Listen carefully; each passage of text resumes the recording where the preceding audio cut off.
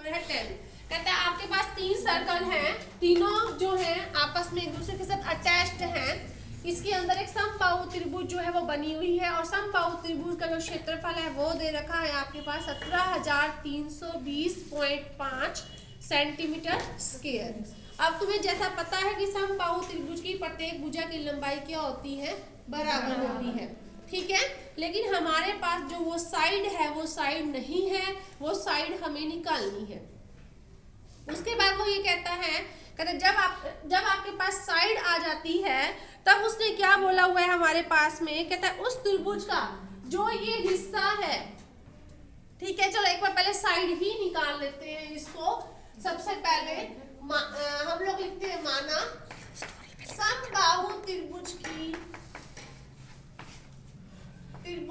समबाहु त्रिभुज जो है एबीसी है ना हमारे पास में बेटा, भुजा की लंबाई समबाहु त्रिभुज एबीसी, तो माना भुजा की लंबाई क्या आपके पास मैंने सपोज कर ली बेटा ए है। क्लियर है सबको ये चीज। तो अब क्षेत्रफल जो है त्रिभुज का क्षेत्रफल √3/4 दे रखा है 17,320.5 सेंटीमीटर स्क्वायर। लेकिन फार्मूला क्या होता है बेटा, √3/4 ए स्क्वायर 17,320, ये आया नीचे बेटा 10। अब ए स्क्वायर ऐसे का ऐसे ही 17,320, यहाँ 5 है बेटा, यहाँ 10 और ये 4 ऊपर चला गया और √3 आ गया 3 चीज। अब यहाँ ये दे रखा है 17,300, ये 20.5 है साथ में बाय 10 4 और √3 जो है उसकी वैल्यू हमारे पास ऑलरेडी दे रखी है।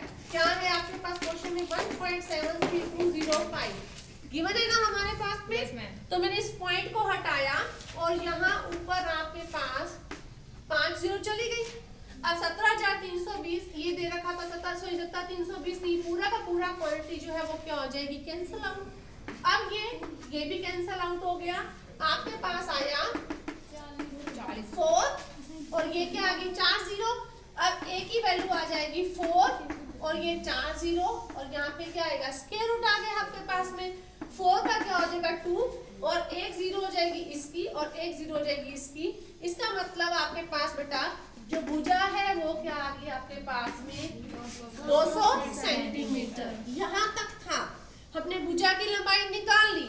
अब वो कहता है जो ये सर्कल है आपके पास, सर्कल है जो ये हिस्सा है, ये आपके पास पूरा तो है 200 सेंटीमीटर, लेकिन ये सर्कल की जो त्रिज्या है वो क्या हो जाएगी, इसकी आधी। कहते हैं वो इसका आधा हिस्सा हो जाता है। इसका मतलब आपके पास है बेटा जो ये हिस्सा है भुजा जो है किसकी, वृत्त जो है इसकी जो त्रिज्या है वो क्या हो जाएगी आर जो है त्रिभुज की भुजा का आधा। इसका मतलब 100/2 200/2 हो जाएगा और ये आ जाएगा आपके पास में सेंटीमीटर। यहाँ तक कंसेप्ट समझ आया। अब क्योंकि ये समबाहु त्रिभुज है तो समबाहु त्रिभुज के प्रत्येक कोण का माप कितना हो जाएगा, 60 डिग्री। तो एंगल ए क्या आ गया आपके पास में 60 डिग्री, बी भी 60, सी भी 60।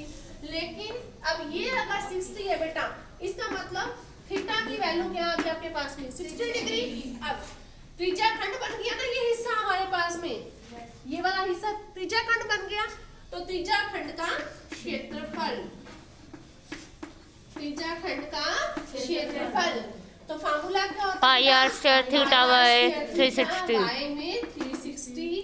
तो पाई की वैल्यू क्या है 3.14, तो 3.14 यानी कि 100 नीचे आ जाएगा और r 100 × 100 थीटा आ गया बेटा 60 और नीचे क्या आएगा 360। समझ आ गया इतना।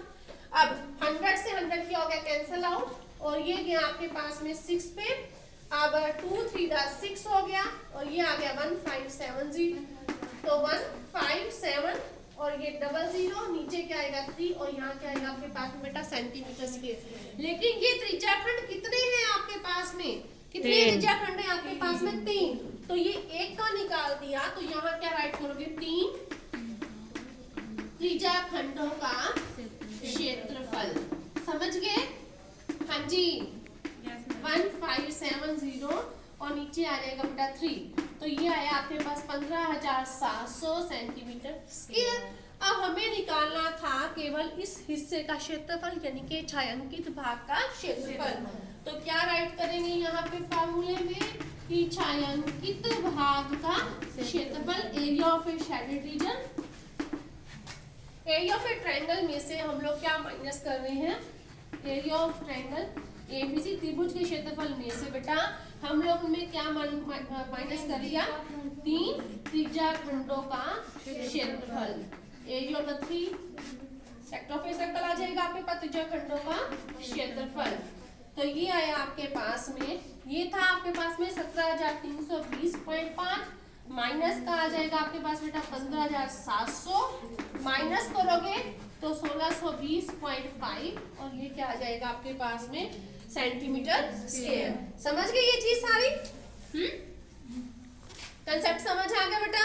Yes ma'am. हाँ, यही आंसर आएगा आपका। ठीक है।